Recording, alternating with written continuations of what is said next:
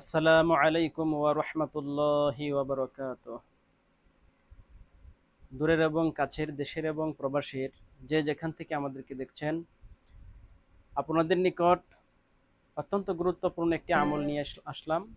যে আমলটি রাসূল করিম সাল্লাল্লাহু আলাইহি ওয়াসাল্লাম আমাদেরকে শিক্ষা দিয়েছেন। সে আমলটি হচ্ছে, প্রত্যেক ফরজ নামাজের পরে যদি আমরা আয়াতুল কুরসি পাঠ করি, নবী করিম সাল্লাল্লাহু আলাইহি ওয়াসাল্লাম ফরমান, এই আয়াতুল কুরসি যেই ব্যক্তি প্রত্যেক 5 ওয়াক্ত নামাজের পর নিয়মিত করে আদায় করে যাবে, মৃত্যু ব্যতীত জান্নাতে প্রবেশ করার জন্য তার আর কোনো বাধা থাকবে না। সুবহানাল্লাহ। এই আয়াতুল কুরসিটি আমরা সহি শুদ্ধভাবে পাঠ করার জন্য আমরা চেষ্টা করব। যারা আমরা পারি না আমরা শিখে নেব।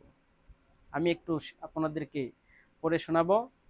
যারা আমরা পারি না আমরা শুনে যেন আমরা শিখতে পারি। আউযু বিল্লাহি মিনাশ শাইতানির রাজীম।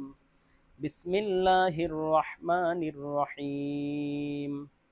الله لا إله إلا هو الحي القيوم لا تأخذه سنة ولا نوم له ما في السماوات وما في الأرض من ذا الذي يشفع عنده إلا بإذنه يعلم ما بين أيديهم وما خلفهم ولا يحيطون بشيء من علمه إلا بما شاء وسع كرسيه السماوات والأرض ولا يؤوده حفظهما وهو العلي العظيم صدق الله المولانا العظيم وصدق رسوله